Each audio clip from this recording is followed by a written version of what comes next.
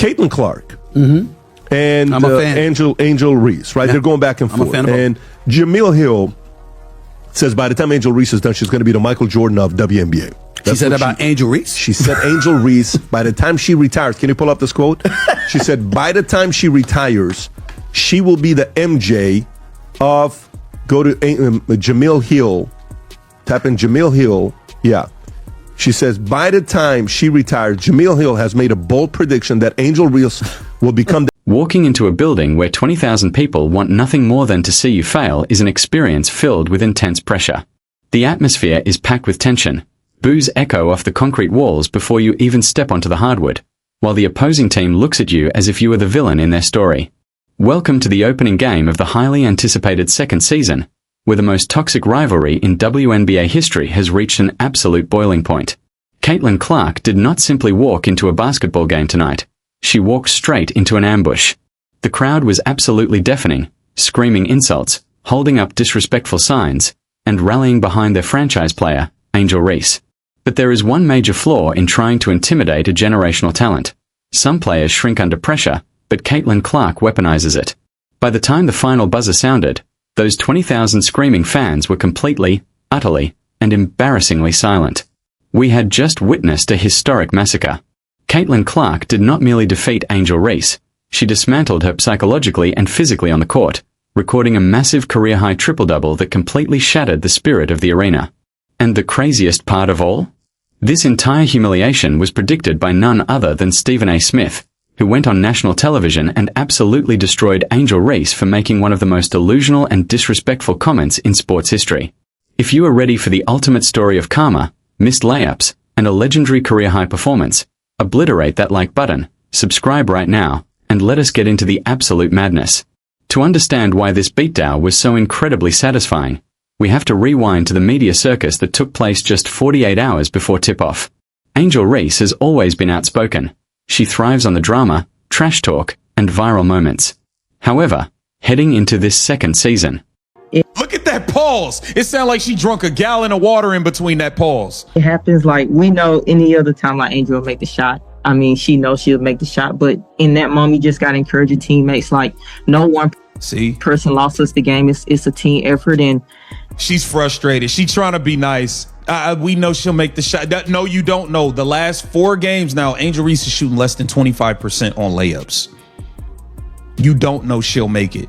And you know who else don't know? This man right here, Carl Semesco, is not happy with Angel Reese. The girl stunk it up. Great crowd tonight. Disappointing finish to the game. Kind of look at it. Yo, these pauses they're taking in between are insane. Yeah. Great crowd tonight. Disappointing finish to the game. Kind of a tough fourth quarter for us, and then we had a chance to win it at regulation, and it just didn't go down. During a pre-game press conference, Angel Reese looked directly into the cameras and openly compared her competitive drive and brand influence to Michael Jordan. Yes, you heard that correctly. She attempted to draw a comparison between her game and the greatest basketball player who has ever lived, subtly suggesting that she was the true face of the league rather than Caitlin Clark.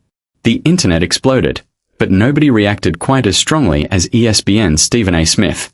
Stephen A. went on live television, looked directly into the camera, and delivered a brutal verbal takedown. He systematically tore apart her argument, piece by piece. "You are not Michael Jordan," Stephen A. shouted through the television screen. He continued, "You are not even Caitlin Clark. You are confusing popularity with generational greatness." He pointed out that while Angel Reese was busy building a brand around controversy, Caitlin Clark was focused on building a legacy through pure, undeniable talent. Stephen A. Smith warned Angel Reese that making bold claims her game could not back up would eventually lead to massive humiliation. And, as it turned out, Stephen A. Smith was right, because once the lights came on and the ball was tipped, Angel Reese's Michael Jordan fantasy came crashing down into a brutal and embarrassing reality. The first quarter began with the crowd in an absolute frenzy. Every time Caitlin Clark touched the ball, the arena erupted into a chorus of boos so loud that it seemed to shake the broadcast cameras. They wanted Caitlin to break. They wanted Angel to dominate. But basketball does not care about what the crowd wants. The basketball gods only care about who puts in the work. Awesome. That is awesome. Caitlin Clark, the only player in WNBA history to average 26 and 9 assists over a 10-game span. Ever. Ever. In the history of ever. Let's get to the game. It went to overtime, 95-91. Michaela Timpson, 20 points on 9 of 13. 7 rebounds, 1 block shot. Caitlin Clark, 26 on 9 of 20. 9 assists, 3 boards. Kelsey Mitchell, she extended the streak. Come hell or high water. 20 points on 9 of 22. 1 rebound, 1 assist, 1 steal. You wonder why I come down on Kelsey Mitchell for MVP? I'm sorry, but this rebounding and assist situation drives me crazy. So, let's go to Angel Reese clocking Caitlin Clark right in the throat hole. But just 35. Right here, you're going to watch. There she gets her in the neck, and there she gets her in the throat. Yeah. What are we doing? Neck, throat. Wow. Wow. Yeah. Protected species. Shout out House of Lowlights. Speaking of House of Lowlights, good chance. Angel Reese came out determined to prove the Michael Jordan comparisons right. She demanded the ball in the post, tried to bully her way toward the rim, and wanted that highlight reel finish so badly that she completely lost sight of the fundamentals of basketball. In a span of just 6 minutes, Angel Reese missed 3 consecutive wide-open layups, and it was genuinely difficult to watch. She was throwing the ball wildly off the backboard, looking around for fouls that were not there, and completely losing her composure. The same player who had compared herself to MJ was now missing shots that middle school players practice in their sleep. The frustration continued to build, and you could see the panic setting in on her face. Her body language looked completely defeated. She was huffing, puffing, and glaring at the referees. But the officials were not the problem. The real problem was that she had allowed the media hype to get inside her head and had forgotten that she still had to back up her words on the court. As Angel Reese spiraled into a complete psychological collapse, Caitlin Clark saw an opportunity.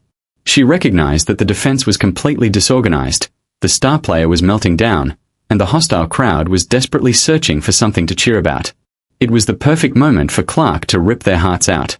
Angel Reese, bruh, after the Angel Reese missed layup to win by a buzzer beater, the rivalry is definitely still alive, bruh. And I'm here to tell you, this is the face of defeat. I'm telling you right now, Angel Reese is defeated. And one thing I always tell you guys, y'all should know this. The internet will give it, and the internet will damn sure take it. I'm just saying, at this moment, you knew you messed up.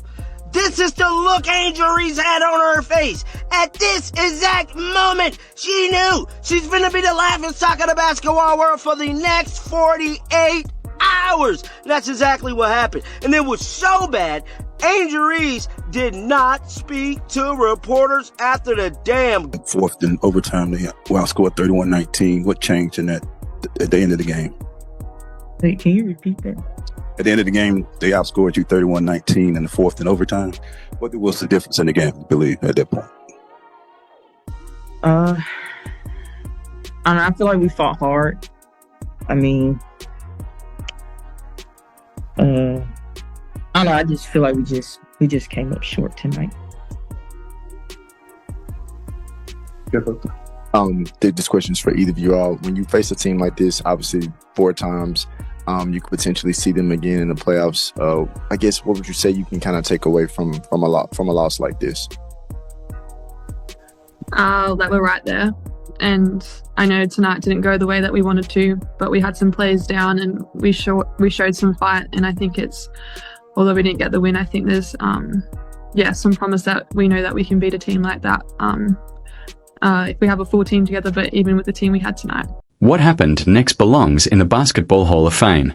Caitlin Clark did not simply take over the game, she completely rewrote the script. While Angel Reese was struggling with missed layups, Caitlin Clark was operating on an entirely different level. She began the onslaught with a 35-foot logo 3 that immediately silenced the front row. Then, She started threading passes through the defense that seemed to defy human geometry. She found her teammates perfectly in stride, piling up assists so quickly that the statisticians were scrambling to keep up. But Caitlin was not just scoring and passing. She was also doing the dirty work. She was flying into the paint, grabbing rebounds away from taller players, and showing Angel Reese what genuine grit and determination looked like. By the middle of the third quarter, the impossible had become reality. The graphic flashed across the screen. Caitlin Clark had secured a massive, historic, career-high triple-double in the very first game of her second season. The points, the assists, and the rebounds were all there. She had completely filled up the stat sheet while performing in one of the most hostile environments in the entire league. And just letting them get matched up and stay matched up, I think we saw it a lot more than we would have otherwise. Yeah. Hi, Coach. I'm Annabelle Ryder with Decatur-ish. Just curious, you already mentioned kind of refreshing on how you guys respond to zone defense, but are there any other next steps that you guys are really highlighting in moving forward? Well, I mean, there's a lot of positives today, I thought. And to Angel, mostly Ryan and Alicia were kind of there to console her. What was your message to Angel after she missed that shot? Yeah, what was your message to Angel after she smoked the layup and smoked the game? We just had to move on to the next play. I mean, we did what we didn't run there was supposed to be one screen in there, and we kind of forgot the screen. But then Ryan, took the shot, and we told those two to, really crash the boards and give us a second chance. They both did exactly what we asked for them. And then we got two looks, right at the end of the game that, could have won it for us, but, they rolled out. He's pissed. We got two looks right at the end of the game, two layups, and they just rolled out. He's pissed. Kind of a bad break. And one quick follow-up, how much of a difference not having Jordan Canada in today's game kind of potentially maybe have impacted the outcome of this game?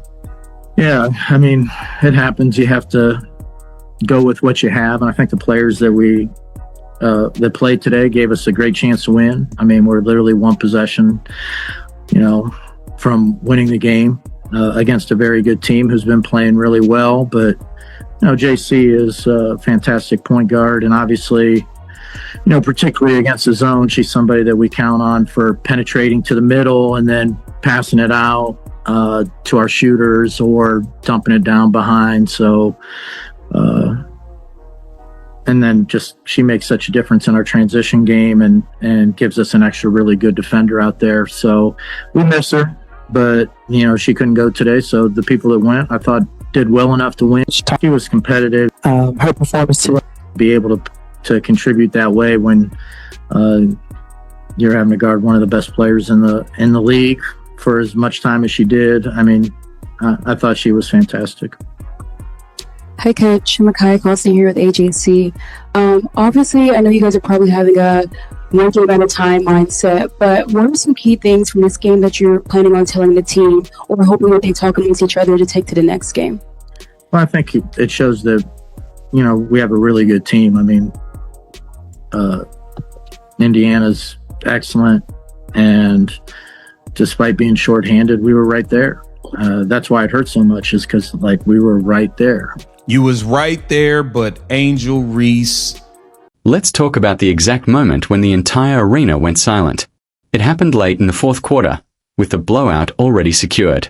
Caitlin Clark caught the ball on the wing, delivered a devastating hesitation crossover that left a defender off balance, stepped back, and knocked down a cold-blooded three-pointer directly in Angel Reese's face.